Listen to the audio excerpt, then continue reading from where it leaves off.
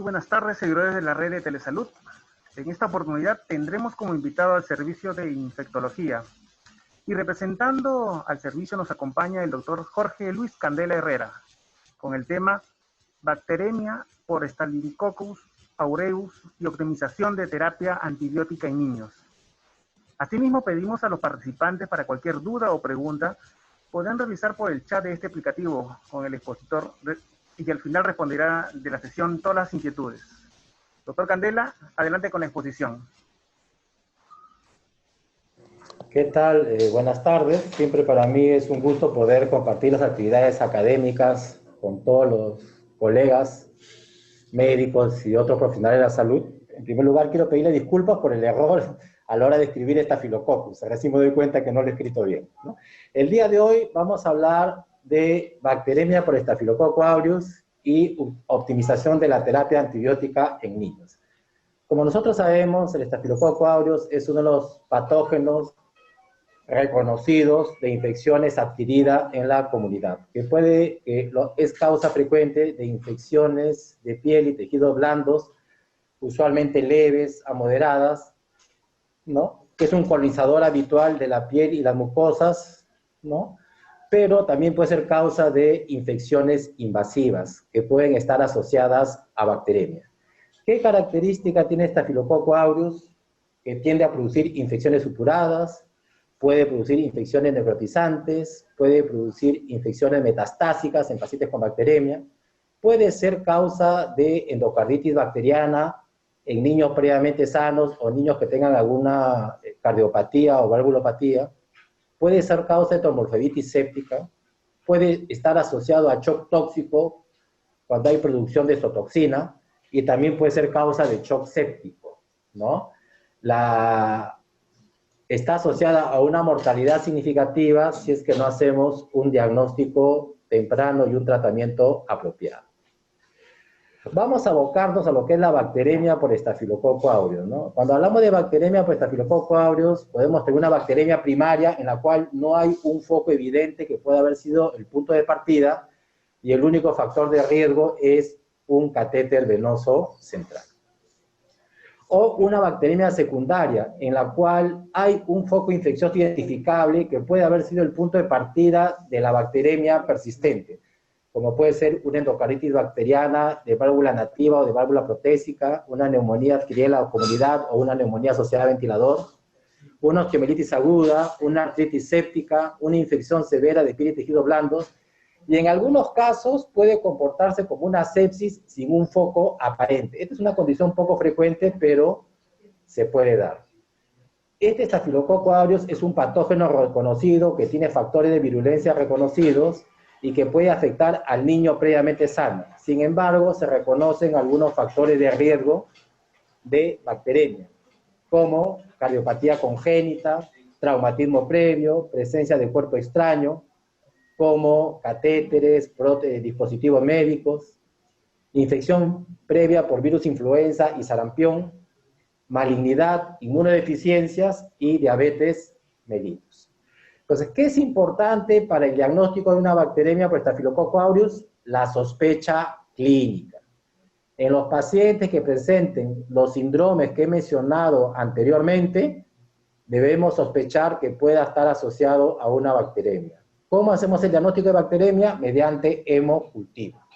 Entonces, si sospechamos que el paciente tiene una endocarditis o una infección de torrente sanguíneo asociada a catéter venoso central, necesitamos 3 hemocultivos. ¿Okay? En el caso de Staphylococcus aureus, que es causante de endocarditis aguda que pone en riesgo inminente la vida del paciente, no podemos esperar una hora entre hemocultivo y hemocultivo, sino que tomamos los hemocultivos simultáneamente para comenzar la terapia antibiótica tempranamente. En el caso de un paciente con sepsis, con un foco identificable, que puede ser fuente de una infección por estafilococo, o en pacientes con osteomielitis aguda haciendo luz sépticos, la recomendación es al menos 2 hemocultivos. Ahora, ¿en qué pacientes con sospecha de endocarditis, de bacteremia por estafilococo, está justificado hacer una ecocardiografía? Si es un paciente que tiene cardiopatía congénita, si es un paciente que tiene una bacteriemia persistente después de 48 a 72 horas de un tratamiento antibiótico dirigido para la sospecha de estafilococo, o si el paciente tiene hallazgos clínicos sugestivos de endocarditis. Este es el mapa microbiológico del 2018 de nuestro instituto en relación a aislamientos de hemocultivos en servicio de emergencia. O sea, son pacientes que vienen de la comunidad y se les toma un hemocultivo dentro de las primeras 24 horas de admisión. O sea, lo más probable es que estas bacteriemias sean adquiridas en la comunidad. ¿Ok? Como ustedes pueden ver, el mayor número de aislamientos son agentes infecciosos que suelen ser saprofitos u oportunistas, como estafilococo coagulasa negativo, estafilococo minis, estafilococo epidermidis, estreptococo SP, estafilococo capitis, estafilococo hemolítico. ¿Qué significa? Que si estos pacientes no tenían un catéter venoso central, no eran neutropénicos severos, no tenían un dispositivo médico, lo más probable es que sean contaminación de hemocultivos. ¿Ok? ¿Qué significa? Que tenemos que mejorar la técnica de toma de hemocultivos en el servicio de emergencia. ¿Cuáles son los patógenos reconocidos que se aíslan con más frecuencia de hemocultivo de infecciones de la comunidad? A la cabeza, Staphylococcus aureus. En segundo lugar, Streptococcus pneumoniae. En tercer lugar, Escherichia coli. Y en cuarto lugar, Streptococcus pyogenes. Dentro de otros figura Salmonella no tifus. Entonces, cuando tenemos un paciente con bacteriemia en la comunidad, ¿cuál es la etiología más frecuente? Staphylococcus aureus, Streptococcus pneumoniae, Escherichia coli, Streptococcus pyogenes y Salmonella no tifus. Salvo que sean pacientes con comorbilidades crónicas con hospitalizaciones previas, ¿no? Estos son hemocultivos tomados en la unidad de cuidados intensivos. Entonces, acá podemos tener pacientes que han venido por una infección severa de la comunidad que requirió cuidados críticos, o pacientes que han estado hospitalizados y que han hecho una infección asociada a la atención en salud porque tenían catéter central o estaban en ventilación mecánica. ¿Ok? Como ustedes pueden ver, el Staphylococcus aureus, dentro de las etiologías de agentes aislados en bacteriemias en unidades críticas, no es la causa más frecuente. Las causas más frecuentes son los gram negativos. En segundo lugar, Staphylococcus epidermidis. Ahí habría que ver si el paciente tiene catéter central o no, ¿no? Pseudomonas, Acinetobacter y Cándida. Pero Staphylococcus aureus puede ser causa de una infección de la comunidad que lleve al paciente a la necesidad de cuidados críticos, o puede ser causa de una infección asociada a la atención en salud. ¿Ok?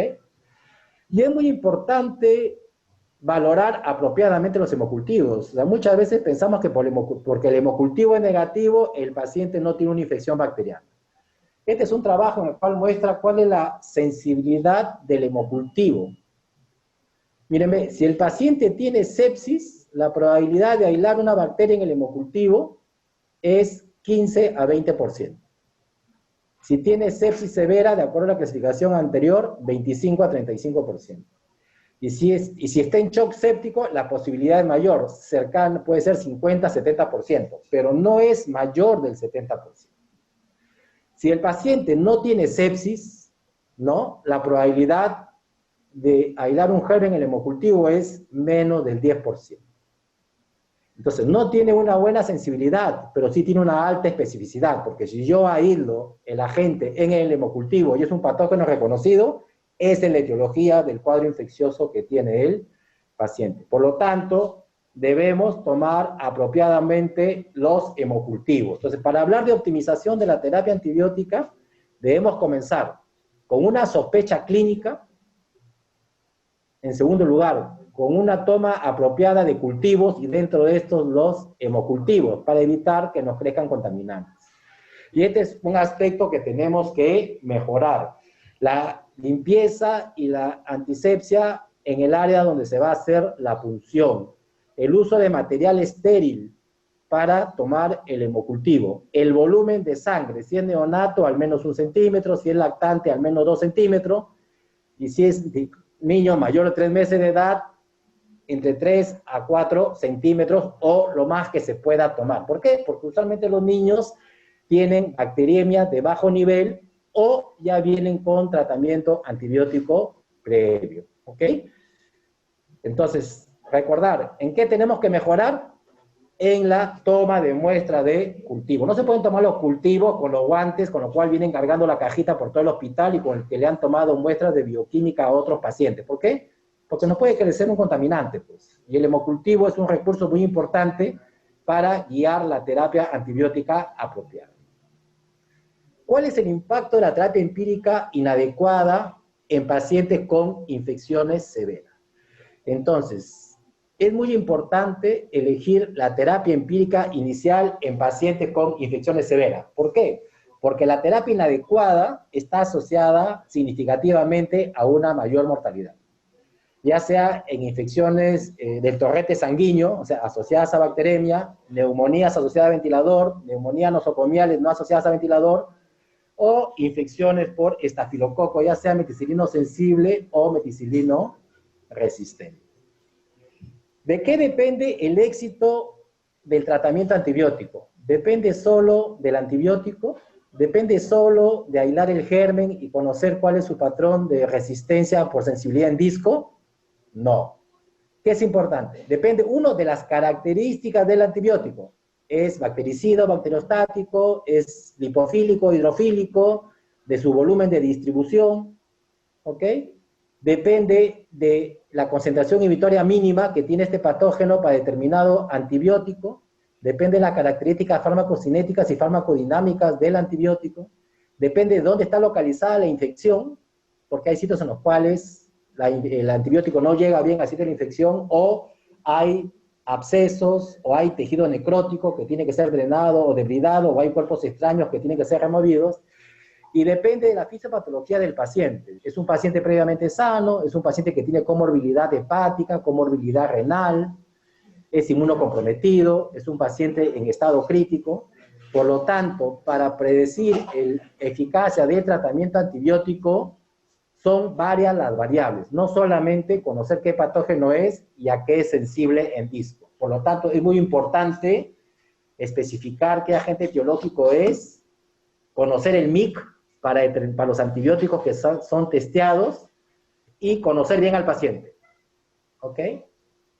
¿De dónde obtiene información la mayoría de los médicos para la elección de tratamiento antibiótico empírico inicial? ¿El R1 le preguntará al R2 o le preguntará al R3 o a su asistente? ¿Qué tan buen conocimiento tienen de optimización de terapia antibiótica? O de repente usan un handbook y el Peñita es lo más frecuente.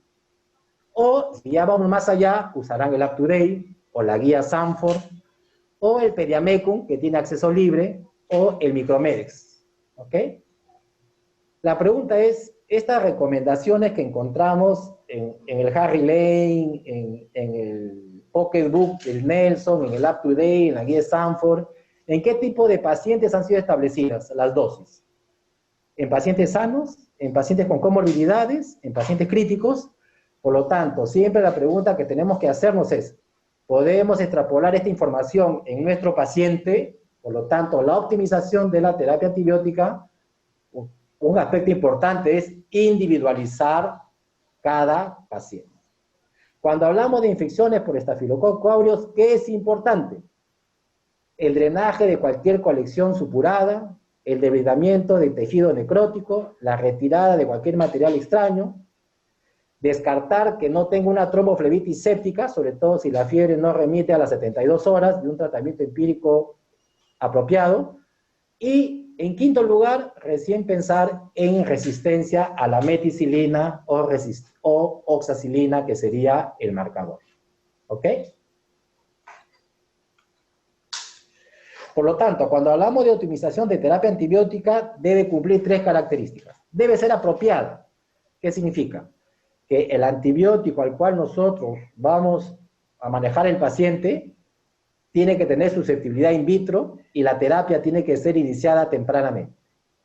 Debe ser adecuada, significa que no basta con eso, sino que el antibiótico debe llegar en concentraciones apropiadas al sitio de la infección. Y debe ser óptima.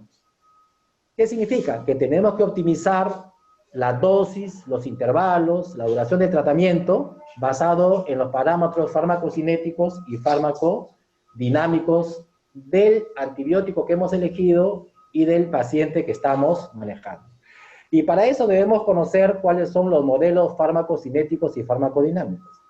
Ya sabemos que en el caso de los beta-lactámicos, que son los antibióticos que más usamos en infección estafilocócica, adquirida en la comunidad, es tiempo dependiente. ¿Qué significa? Que la eficacia del tratamiento puede predecirse si el agente es susceptible in vitro a mayor tiempo en el cual la concentración mínima del antibiótico permanece por encima del MIC durante el intervalo de la dosis.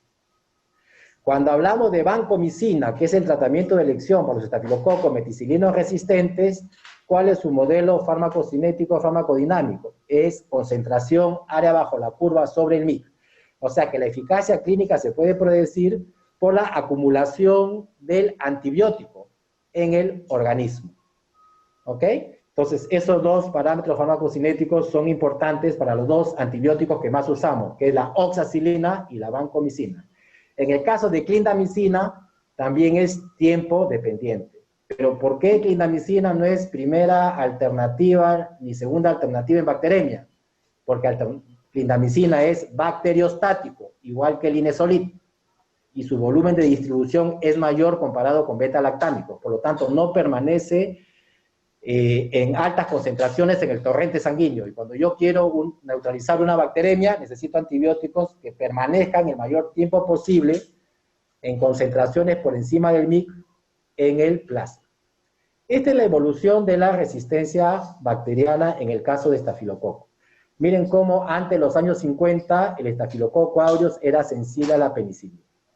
Ya en los años 70 se detectó la resistencia a la penicilina y comenzó a usarse la meticilina, la oxacilina, la nafcicilina, cloxacilina. Posteriormente aparece la resistencia a la meticilina, inicialmente a nivel nosocomial, y se echó de mano a un antibiótico de los años 60, como la vancomicina, que no se usaba porque era nefrotóxico y producía toxicidad hematológica, pero era la alternativa para estas infecciones. Ya en los años 90, con la aparición del enterococo resistente a la vancomicina, por transferencia genética, comienza a aparecer el estafilococo aureus meticilino resistente de la comunidad. Y ya en el año 2002 se reportó el primer aislamiento de estafilococo vancomicino resistente. ¿Ok? Entonces, la resistencia se da naturalmente en el ambiente, pero si nosotros usamos inapropiadamente los antibióticos, vamos a acelerar esta generación de resistencia. Es importante en estafilococo aureus conocer los patrones de resistencia. Y para conocer los patrones de resistencia, debemos familiarizarnos con los MICs, con las concentraciones inhibitorias mínimas. ¿Ok? En el caso de estafilococo, ya cuando hablamos de oxacilina y vancomicina, es importante que nosotros conozcamos los MICs. Sensible a la meticilina, un MIC menor o igual a 2 microgramos por mililitro. Resistente a meticilina, un MIC mayor o igual a 4 microgramos por mililitro.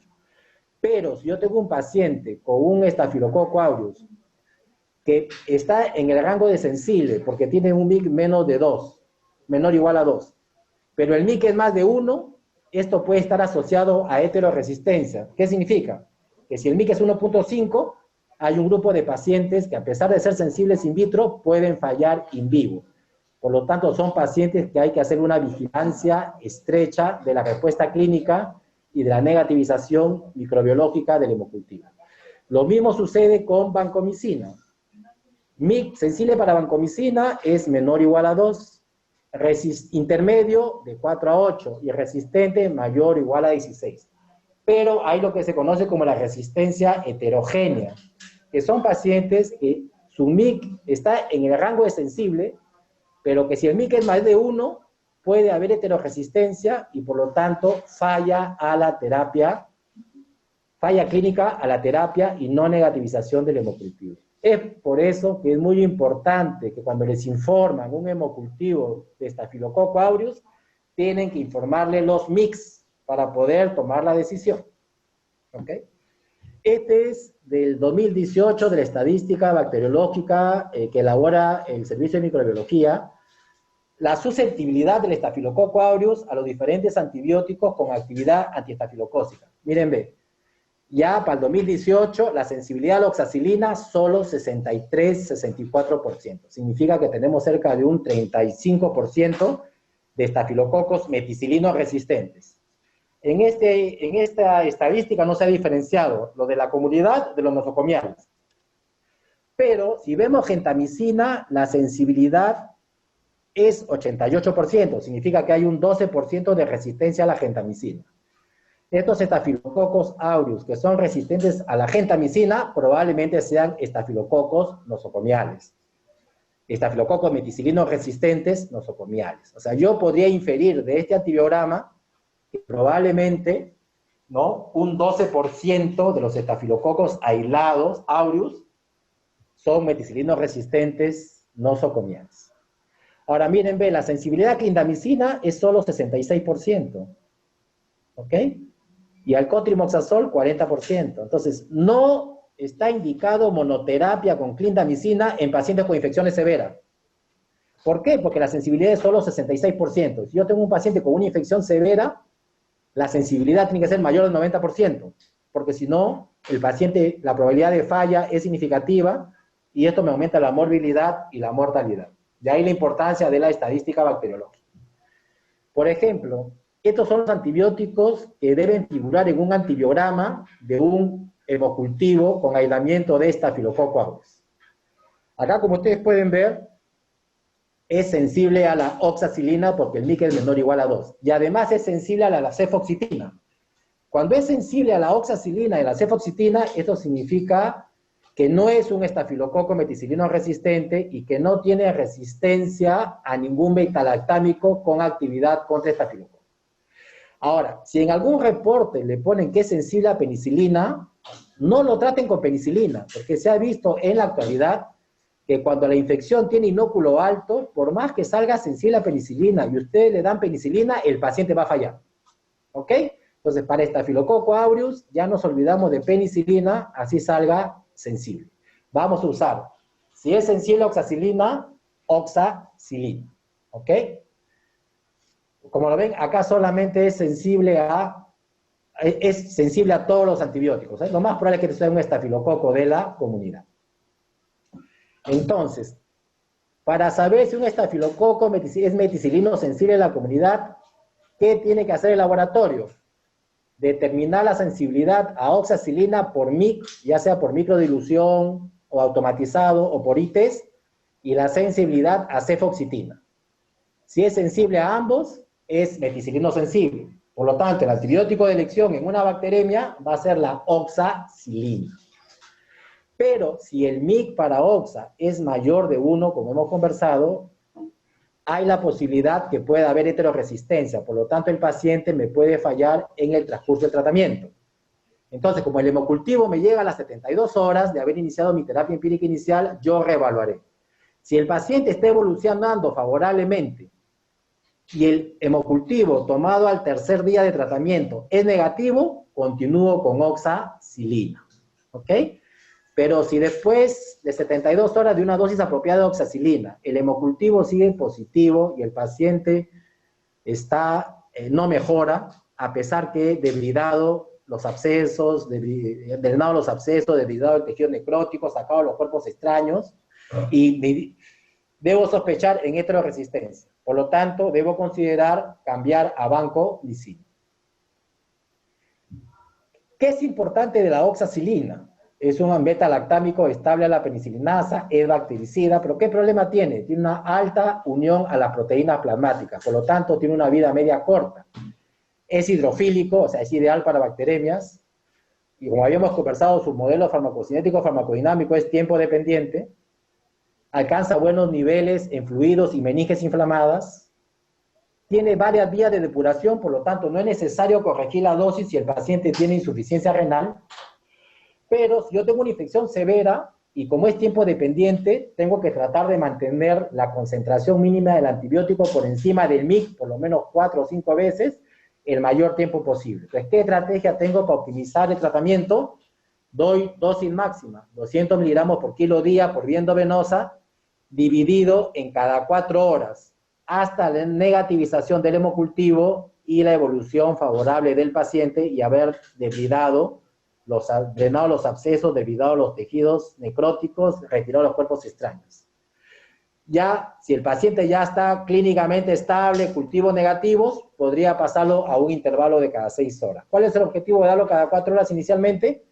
Mantener la concentración del antibiótico por encima del MIC el mayor tiempo posible durante el intervalo de la dosis.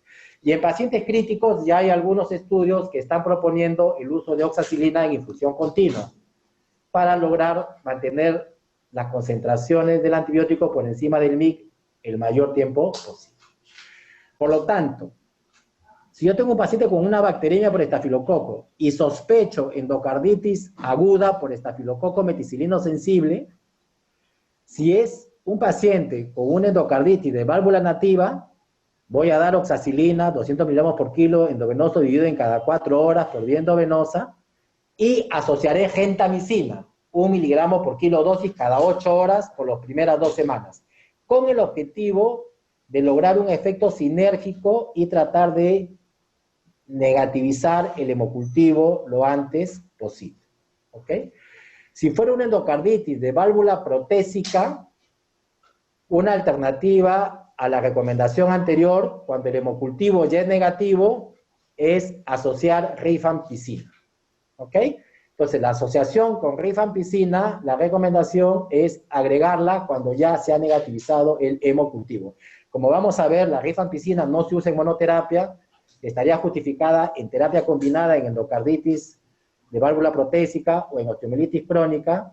¿Y por qué no se recomienda en monoterapia? Porque rápidamente el estafilococo crea resistencia. ¿Qué antibióticos no son de elección en el caso de bacteremias por estafilococo? La cefazolina, porque se ha visto que hay un efecto inóculo.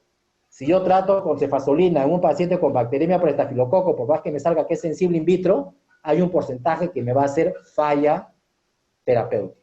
El otro es clindamicina porque es bacteriostático y el otro es linezolid también porque es bacteriostático. Cuando hablamos ya de las infecciones de estafilococo aureus meticilino resistente, hay lo de la comunidad y los nosocomiales. Lo de la comunidad tienen la característica que son resistentes a 1 o 2 grupos de antibióticos. Usualmente no tienen los factores de riesgo nosocomial. La información de resistencia se porta en estos cassettes 4 o 5. Pueden producir la citotoxina pantovalentileucocidin, que puede estar asociada a necrosis. Y usualmente el paciente, la infección más frecuente es infección de piel y tejido blando, pero también puede ser causa de neumonía necrosante, bacteremia, shock tóxico. Shock tóxico con menos frecuencia, porque shock tóxico se ve con más frecuencia en los estafilococos meticilino sensibles. Endocarditis, osteomielitis. En cambio, el MRSA nosocomial usualmente es resistente a 3 o más grupos de antibióticos. Usualmente se da en pacientes hospitalizados con dispositivos médicos, con terapia antibióticas previas, con comorbilidades. La información de resistencia se porta en estos cassettes 1, 2 y 3. Rara vez portan la citotoxina pantovalentileucocidin y son causantes de infección de torrente sanguínea asociado a catéter central, neumonía asociada a ventilador, ITU asociada a catéter urinario permanente o ventriculitis asociada a derivación externa. Por ejemplo, acá tenemos un estafilococo meticilino resistente. Es resistente a 3 familias de antibióticos, a la beta-lactámicos como la oxacilina, a la clindamicina y a la eritromicina. Probablemente este sea un estafilococo aureus meticilino resistente nosocomial. ¿Okay? Como ustedes ven, es importante conocer los mix. Entonces, para establecer el diagnóstico de un estafilococo meticilino resistente, ¿no? Por alteración de la PBP2, que esta información es portada por el gen MEC-A, ¿qué se necesita? Que el aislamiento sea resistente a la oxacilina y resistente a la cefoxitina, por MIC. Entonces, si en el antibiograma es resistente a la oxacilina y a la cefoxitina, estamos frente a un estafilococo meticilino resistente, cuya resistencia es mediada por el gen MEC-A, que va a alterar la proteína ligadora de penicilina a una PBP2A alfa, que no es reconocida por los beta-lactámicos con actividad antipseudomona. Entonces, ¿qué alternativa tengo para un estafilococo meticilino resistente? Hablando de bacteremia, la vancomicina. ¿Cómo detecto yo la sensibilidad a vancomicina? No por discodifusión, En el caso de bacteremia, que es una infección severa, necesito detectarla por micro. ¿Ok? Entonces, puede ser por método de microdilución o por el método semi-cuantitativo, que es el I-test. ¿Ok? ¿Por qué? Porque yo necesito conocer los MIC y el disco de difusión no me va a informar los MICs. Y tengo que poder detectar MICs de 0.5, de 1, de 1.5 o 2. ¿Por qué? Porque si no me puede detectar el 1.5, se me van a pasar las cepas heteroresistentes. ¿Ok? Entonces, ¿cómo interpreto yo un estafilococo aureus Klebsiella vancomicina? Ya hemos dicho que es Klebsiella vancomicina si el MIC es menor o igual a 2. Pero esto lo vamos a dividir en dos. Si es menor o igual a 1, de hecho que es sensible. Si el MIC es mayor o igual a 1.5 o es 2, hay que tener cuidado. Vigilar al paciente clínicamente y ver hemocultivo de control a las 72 horas, porque este paciente puede tener heteroresistencia. Y si tiene heteroresistencia, puede haber falla clínica en el transcurso del tratamiento. Por lo tanto, llamen al infectólogo si no lo habían llamado aún. Y para que vean los MIC. Tenemos estafilococo, meticilino sensible, el meticilino resistente, cuyo antibiótico de elección es la vancomicina. Tenemos el estafilococo heteroresistente a vancomicina, que es el que tiene MIC mayor de 1. El estafilococo con sensibilidad intermedia a vancomicina y el estafilococo resistente a vancomicina. Al momento, en nuestro hospital, no hemos tenido estafilococo resistente a vancomicina. Y no se ha podido diferenciar entre estafilococo heteroresistente de estafilococo con resistencia intermedia. Por lo menos yo no tengo información que se haya identificado en el laboratorio. Es importante conocer la vancomicina, porque la vancomicina es un antibiótico de reserva que es parte del cóctel de moda desde hace años en nuestro hospital, y la mayoría de los prescriptores de vancomicina no la conocen. Es un glicopéptido que tiene una actividad bactericida lenta, que puede ser afectada por el efecto inóculo. ¿Qué significa? Que si yo tengo una infección por estafilococo meticilino resistente, yo tengo que debridar tengo que drenar el absceso, tengo que debridar el tejido necrótico o tengo que retirar el cuerpo extraño. ¿Por qué? Porque esto me va a afectar su actividad bactericida. En segundo lugar, si es un estafilococo meticilino sensible, más efectivo, más bactericida es la oxacilina que la vancomicina. ¿Ok? Porque hay la falsa creencia que la vancomicina es mejor que la oxacilina. Es mejor cuando es meticilino resistente, pero cuando es meticilino sensible, la oxacilina es de elección. Es hidrofílico, por lo tanto es ideal para bacteremias. No tiene buena penetración en muchos tejidos, por lo tanto hay que dar dosis máximas. No tiene actividad con bacterias en estado de biofilms, por ejemplo, en infecciones asociadas a catéter, hay que retirar el catéter porque no tiene actividad en biofilms, ¿no? No altera la producción de exotoxinas porque no actúa inhibiendo síntesis proteica, o sea, no tiene efecto antitoxina. Y su parámetro farmacocinético farmacodinámico es área bajo la curva, concentración sobre MIC dependiente. Por lo tanto, ¿de qué va a depender la eficacia? De la cantidad de antibiótico acumulado en el intervalo de la dosis que esté por encima del MIC. ¿Cuáles son los parámetros que se consideran que pueden predecir eficacia? La concentración Valle de 10 a 15 microgramos por mililitro. Para pediatría incluso se refiere de 5 a 15 microgramos por mililitro, que es menor que en adultos, porque en adultos es de 15 a 20 microgramos por mililitro. O el parámetro área bajo la curva sobre el MIC mayor de 400. ¿Cuál es el problema con vancomicina? Que podemos comenzar a observar toxicidad renal cuando la concentración Valle es mayor de 20 microgramos por mililitro. Y el otro aspecto es que si se comienza a elevar la creatinina, por lo tanto, significa que la depuración renal comienza a disminuir, tenemos que ampliar el intervalo de la dosis, ¿ok? Entonces, ¿cómo manejamos nosotros la nefrotoxicidad? Ampliando el intervalo de la dosis. Cada 12, cada 24 o cada 48 horas. ¿Qué es lo que se ha visto? Que en el caso de niños, cuando ustedes cogen su handbook, o su mataburro, como digo yo, ¿y qué dice? Vancomicina, 60 miligramos para infección del sistema nervioso central y 40 miligramos para infecciones fuera del sistema nervioso central. Eso no se cumple en todos los pacientes. Cuando se han hecho estudios en niños, ¿qué es lo que se ha visto?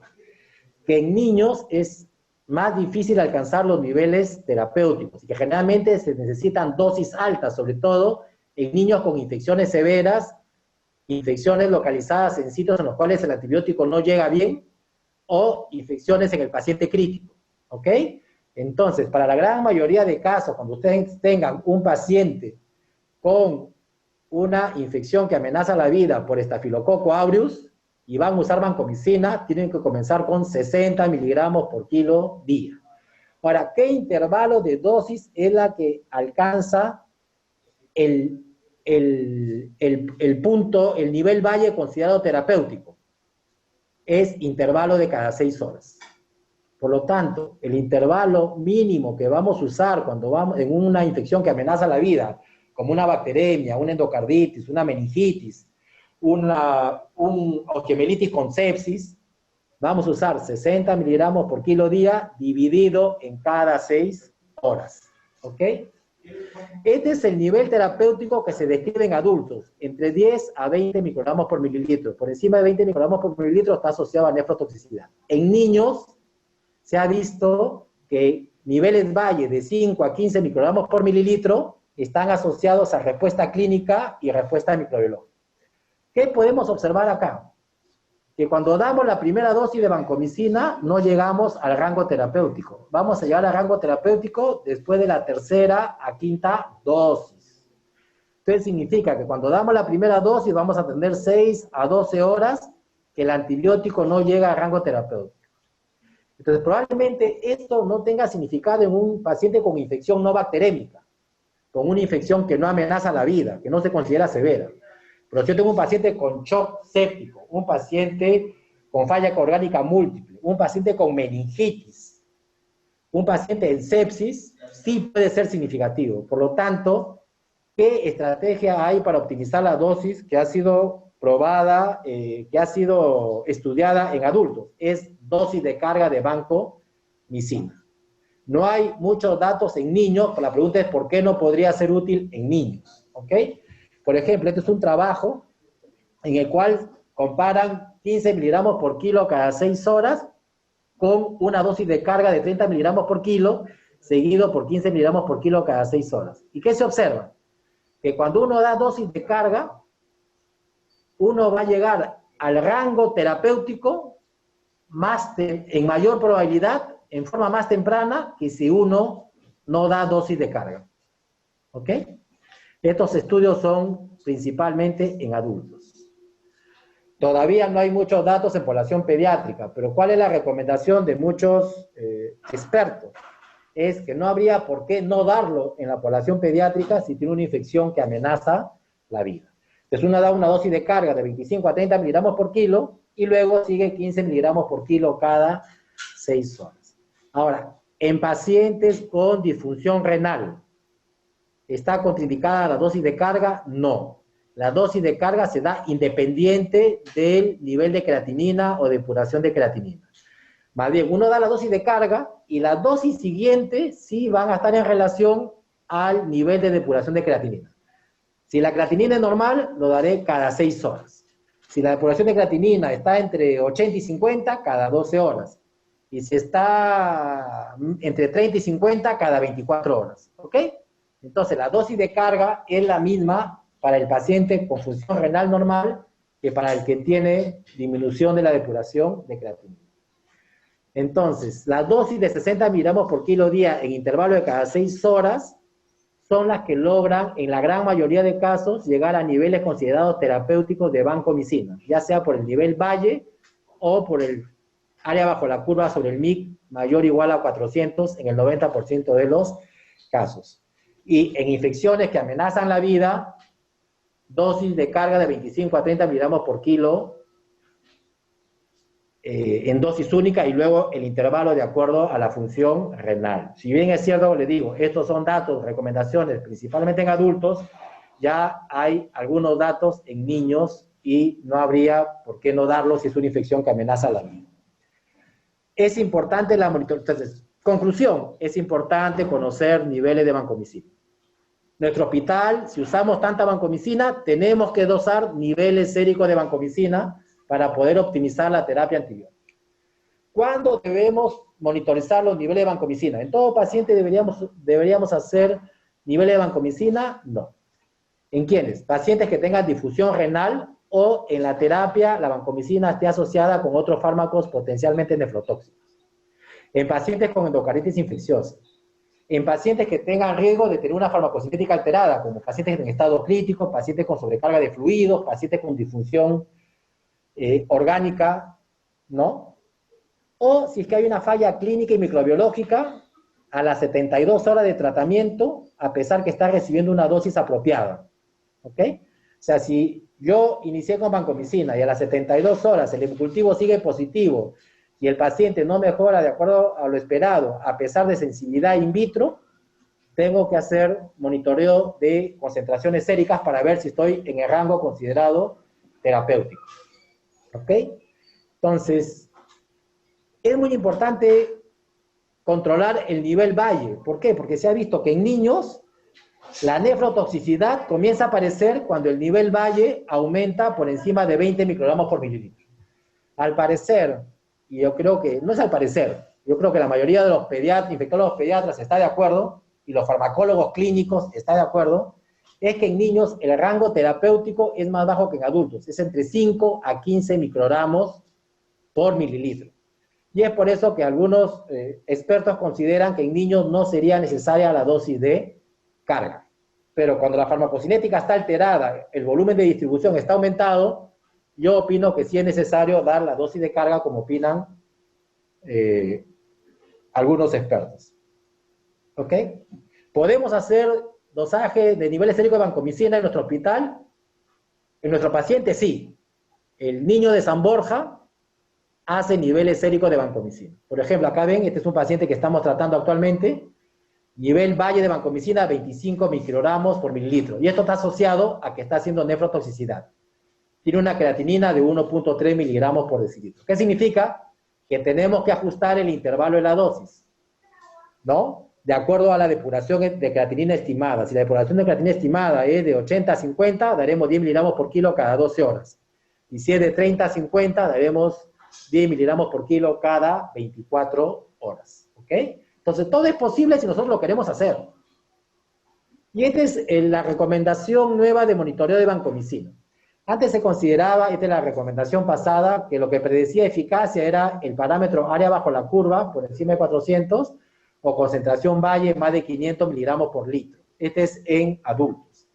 Y esta es una nueva guía que ha salido el año pasado, en la cual consideran que el mayor predictor es área bajo la curva entre 400 a 600. Pero en niños, de acuerdo a las revisiones que he hecho, consideran que esta recomendación nueva no es aplicable porque el rango terapéutico en niños del nivel valle es menor, es entre 15 a 20 microgramos por mililitro. Ya otros hospitales en países desarrollados, incluso en Chile, tienen estos software que permiten calcular cuál es la dosis apropiada de vancomicina para el paciente. Uno coloca los datos del paciente en este software y automáticamente me va a salir el nivel pico, el nivel valle y el área bajo la curva sobre el MIC. En este caso está en el rango terapéutico, ¿por qué? Porque el nivel valle es 15 y el área bajo la curva es 590, o sea, está entre 500 y 600, pero esta es población adulta. Este es para un estafilococo con un MIC para vancomicina de 1 miligramo por litro, o sea, que es sensible. Entonces, este es otro software que deberíamos tener. Nosotros en el hospital deberíamos contar con un farmacólogo clínico. Es muy importante contar con un farmacólogo clínico. ¿Ok? Entonces, yo creo que es una de las tareas pendientes de la gestión. ¿Qué pasa si nos viene un antibiograma como este? Es un estafilococo aureus meticilino resistente, pero es sensible a la clindamicina y resistente a la eritromicina. ¿Le daría yo en una bacteremia clindamicina para ahorrar la vancomicina? No, porque ya he dicho, en bacteremias no se recomienda clindamicina porque la respuesta no es apropiada, porque es bacteriostática. ¿Ok? Pero suponiendo que este paciente sale de la etapa crítica, se le daban, tiene, pongamos, una bacteremia, y complete el tratamiento, porque es una bacteremia secundaria, una osteomielitis. Podría usarse clindamicina, porque sabemos que clindamicina tiene una buena penetración en hueso, asociada a la vancomicina, hasta que se neutralice la bacteremia. Bueno, cuando tengan ustedes clinda sensible, eritroresistente, hay que ver si esta bacteria porta el gen de inducción de resistencia a macrólidos, lincosamina y estreptograminas. Y esto se hace mediante el D-test o D-test, o en nuestro hospital el MLS-test. Si acá se le hace el D-test o MLS-test y sale positivo, no podemos usar clindamicina ni como terapia combinada. ¿Por qué? Porque el paciente va a fallar porque tiene resistencia inducida a la clindamicina. Recibe clindamicina y el paciente va a fallar. Si el D-test es negativo o MLS negativo, sí, clindamicina sería una alternativa para terapia secuencial a la vía oral, en el caso que sea una osteomielitis por MARSA en la comunidad, en el cual iniciamos tratamiento con vancomicina y después de una mejoría clínica, laboratorial y radiológica, decidimos pasarlo a la vía oral. Podríamos pasarlo con clindamicina por vía oral. Este es el D-test. Entonces, se pone el cultivo de estafilococo, se pone un disco de clindamicina y un disco de eritromicina. Cuando hay resistencia inducible, en el lado opuesto a la eritromicina hay inhibición del crecimiento bacteriano. Pero en el lado que colinda con la eritromicina hay una disminución del crecimiento bacteriano, por eso que hay esa forma que parece una D mayúscula. Este es el D-test positivo. Por lo tanto, si el D-test es positivo, no podemos usar clindamicina ni para terapia combinada. Para recordar que clindamicina es un antibiótico bacteriostático, inhibe síntesis proteica. ¿Cuál sería su utilidad? En infecciones no bacterémicas, en infecciones asociadas a producción de exotoxina, como shock tóxico o neumonía necrosante. 2, alcanza una buena concentración en huesos y en abscesos, o sea, sería buena para huesos y osteomielitis y abscesos, pero siempre y cuando el paciente ya no esté bacterémico. Por lo tanto, no monoterapia con clindamicina, así sea sensible en pacientes bacterémicos con endocarditis o con tromboflebitis séptica. Sí es bueno para infecciones óseas y abscesos, pero igual hay que debridar el absceso. Y si el paciente tiene shock tóxico o neumonía necrosante, yo podría usar clindamicina a oxacilina, si es meticilino sensible, o a vancomicina, si es meticilino resistente, por el efecto antitoxina, porque ninguno de ellos tiene efecto antitoxina porque no actúan inhibiendo síntesis proteica. La rifampicina también es un buen antibiótico bactericida contra Staphylococcus aureus. Es lipofílico, por lo tanto difunde a todos los tejidos, ¿no? Y alcanza buenas concentraciones en hueso y tiene actividad contra bacterias en estado de biofilm. Por lo tanto, es un buen antibiótico para endocarditis de válvula nativa, de válvula protésica, porque alcanza buenas concentraciones en biofilm, en endocarditis asociada a bacteremia con paciente que tiene dispositivos médicos implantados, prótesis, pongamos, y en pacientes con osteomielitis crónica, pero siempre combinado. Rifampicina tiene una buena actividad antiestafilocócica, pero rápidamente crea resistencia. Entonces, si yo lo voy a usar en una endocarditis, usaré asociado a un beta-lactámico con actividad antiestafilocócica. Si es metilino resistente, asociado a vancomicina. Y si es una osteomielitis crónica, la recomendación actual para manejo por vía oral, si es sensible, es clindamicina más rifampicina. ¿Qué dosis usamos? 10 miligramos por kilo cada 12 horas. Endovenosa o vía oral, máximo 600 miligramos por kilo dosis. Linezolid es un buen antibiótico, pero tiene actividad bacteriostática para estafilococo. Y es por eso que no está indicado en bacteremia, porque hay riesgo de falla terapéutica. Es bueno para infecciones de pulmón, infecciones de partes blandas, infecciones óseas, ¿ok? Pero no para bacteremia. Tiene una biodisponibilidad del 100%, o sea, las dosis orales son equivalentes a las dosis endovenosas. Inhibe síntesis de toxinas. ¿Por qué? Porque actúa inhibiendo síntesis proteica. No es metabolizado por el citocromo P450. Por lo tanto, no tiene muchas interacciones medicamentosas. Se ha visto que alcanza altas concentraciones en el líquido de revestimiento epitelial pulmonar y teóricamente sería un mejor antibiótico para neumonía por estafilococo meticilino resistente comparada con la vancomicina. Pero ¿qué es lo que se ha visto? Como vamos a ver más adelante, que los estudios que han comparado pacientes con neumonía por MARSA, tratados con vancomicina o tratados con linezolid, no han mostrado una diferencia significativa en cura microbiológica ni en mortalidad. Por lo tanto, serían equivalentes y eso significa que vancomicina sigue siendo nuestro antibiótico de primera elección para neumonía por estafilococo meticilino resistente. ¿Qué otro problema tiene el linezolid? Que terapias prolongadas de más de 2 semanas se asocian a trastorno hematológico y a neuritis óptica y acidosis láctica. O sea, es un buen antibiótico para tratamiento de 2 semanas, pero si el paciente necesita tratamiento de más de 2 semanas, ya comenzamos a tener problemas con efectos adversos. Este es el estudio, como les digo, del 2015, en el cual muestra que linezolid no ha mostrado superioridad con respecto a vancomicina en la relación a mortalidad, cura clínica o erradicación microbiológica en pacientes con neumonía nosocomial por estafilococo meticilino resistente. Por lo tanto, debemos seguir usando vancomicina en esos casos. ¿En qué condiciones estaría justificado usar linezolid? En infecciones serias por estafilococo meticilino resistente de la comunidad que no responden a la vancomicina. ¿Por qué? Porque tienen resistencia heterogénea a la vancomicina. ¿Ok? Sería una alternativa, porque no tenemos disponible en nuestro hospital la daptomicina ni el ceftaolilone, que son buenos para bacterias. ¿Ok? O en niños con buena evolución, candidatos para continuar terapia secuencial por vía oral, pero que esta terapia no dure menos de 2 semanas. Por ejemplo, yo tengo un paciente con una neumonía nosocomial por MRSA, lo trato con vancomicina, y considero que en 1 semana este paciente ya puede ser pasado a vía oral, pero como no tengo vancomicina por vía oral porque no se usa, salvo en los tiempos difíciles, una alternativa es secuenciarlo con linezolid siempre y cuando la duración de tratamiento no vaya más allá de las 2 semanas. Cotrimoxazol puede ser usado en infecciones por Staphylococcus aureus, sí, pero en infecciones de piel y tejidos blandos leves y que hayan sido drenadas. ¿Okay? No recomendamos cotrimoxazol en bacteremias ni en enfermedad invasiva por Staphylococcus aureus. Pero si es un absceso que ha sido drenado y no es severo, se podría usar cotrimoxazol. Pero como una alternativa, si es que no puedo usar clindamicina. ¿Ok? Entonces, ahora, los MRSA de la comunidad conservan sensibilidad al cotrimoxazol, pero los MRSA nosocomiales no conservan sensibilidad al cotrimoxazol. La daptomicina es un antibiótico que nosotros ya deberíamos tener disponible en nuestro hospital. Es un lipopéptido con actividad bactericida, es concentración pico dependiente, se da 1 dosis al día. Se ha demostrado que tiene una buena actividad bactericida en el caso de bacteremias y endocarditis.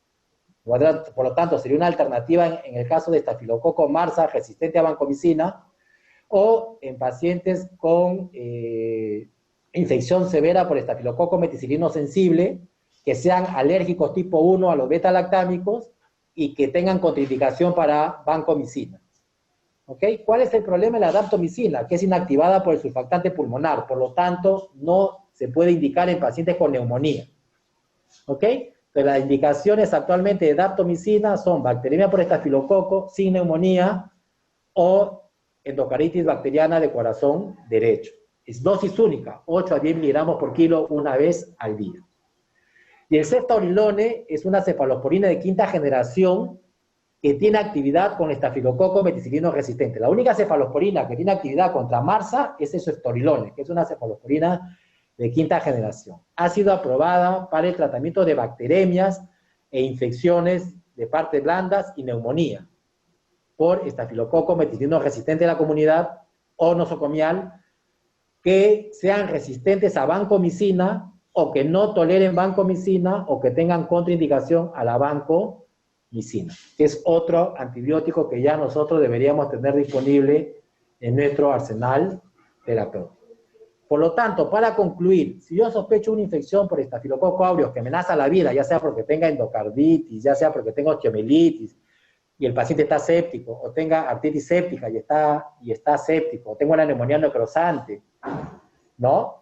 Yo debería comenzar cubriendo estafilococo meticilino sensible y estafilococo meticilino resistente hasta obtener los resultados de los cultivos a las 72 horas. ¿Por qué? Porque si es meticilino sensible, oxacilina va a ir mejor. Y si es meticilino resistente, vancomicina va a ir mejor.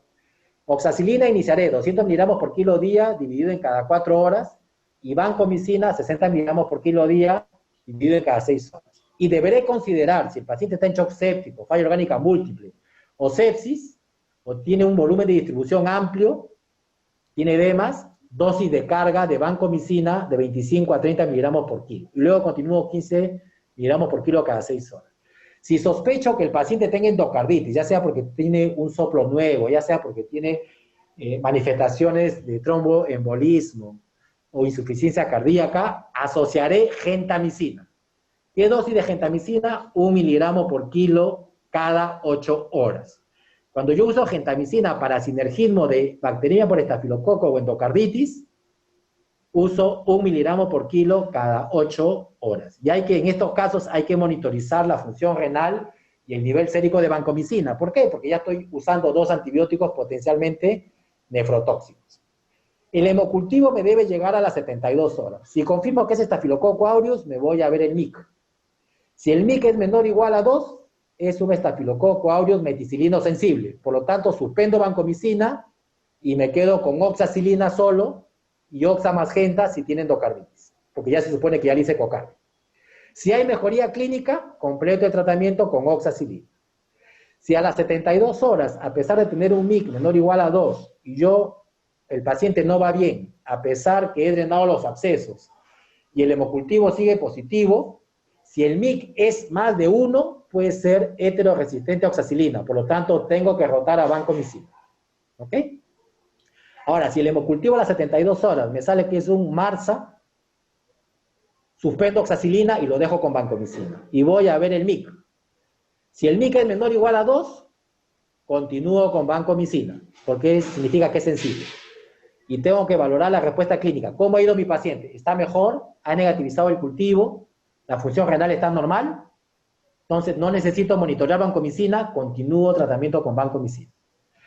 Pero si la respuesta clínica no está dentro del esperado, ¿no? Y el MIC a vancomicina es 1.5 o 2, debo sospechar heteroresistencia, ¿no? Entonces, si el nivel Valle está dentro del rango terapéutico de 5 y 15 microgramos, significa que hay heteroresistencia. Debo cambiar a otro antibiótico, que lo ideal sería daptomicina o ceftaroline, ¿no?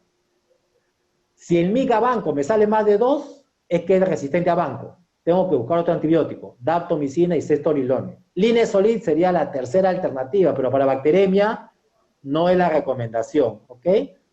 ¿Por qué? Porque es bacteriostático. Ahora, si el paciente en el cual yo inicié que tenía un MIC menos de 2 a banco, tiene mala evolución, a pesar de drenar los focos, como le digo, y el MIC a oxa es más de 1, y los niveles séricos de vancomicina están en rango terapéutico, sospecho heteroresistencia, y tengo que cambiar a otro antibiótico, que en este caso sería, de acá, me voy para acá, daptomicina, ceftaroline, o linezolid en el último caso. Este es el último caso que hemos tenido en medicina E, ¿no? Es un paciente con una cardiopatía congénita que acude por un cuadro febril asociado a un síndrome de hipotensión, a un síndrome de shock, ¿no? Se le toman hemocultivos y se aísla estafilococo aureus, ¿ok? ¿Qué podemos ver de este estafilococo aureus? Que es resistente a oxacilina, tiene MIC de 4, resistente es MIC más de 2, es resistente. ¿Ok? ¿A qué más es resistente? Es resistente a eritromicina, pero sensible a clindamicina. Es bacteremia, porque es hemocultivo. ¿Podría darle clindamicina? No. Tengo que hacer el D-test, que es el MLS. Me sale negativo. Entonces, no tiene resistencia inducible. Se podría usar vancomicina, pero no en este caso porque es bacteremia. No puedo usar monoterapia con clindamicina porque el paciente va a fallar. Lo podría usar como parte de una terapia combinada. En este caso, el antibiótico de elección es la vancomicina, porque tiene un MIC menos de 1, es 0.5. ¿Ok? Daré dosis de carga si sospecho endocarditis o el paciente está séptico, y luego de 25 a 30 miligramos por kilo, y luego continúo 15 miligramos por kilo cada 6 horas. ¿Necesito hacerle nivel estérico de vancomicina? Sí, porque este es un paciente con comorbilidad. Tiene cardiopatía congénita, por lo tanto tiene un volumen de distribución aumentado y puede tener difusión renal, porque está en shock. Entonces, sí, tengo que hacer niveles de creatinina cada 72 horas y nivel sérico de vancomicina. ¿Cuándo tomo yo la primera dosis, la primera muestra de suero para determinar nivel sérico de vancomicina? 30 minutos antes de la cuarta a quinta dosis, ¿ok? Bueno, espero que después de esta charla, todos los que me han escuchado, estemos listos para manejar estas bacteremias asociadas a estafilococo, optimizando la terapia empírica y dirigida de nuestros pacientes. Muchas gracias. Muchas gracias, doctor Candela, por la exposición brindada. A continuación abrimos el chat para responder las preguntas, a ver si alguno de nuestros participantes tiene alguna duda respecto a la exposición.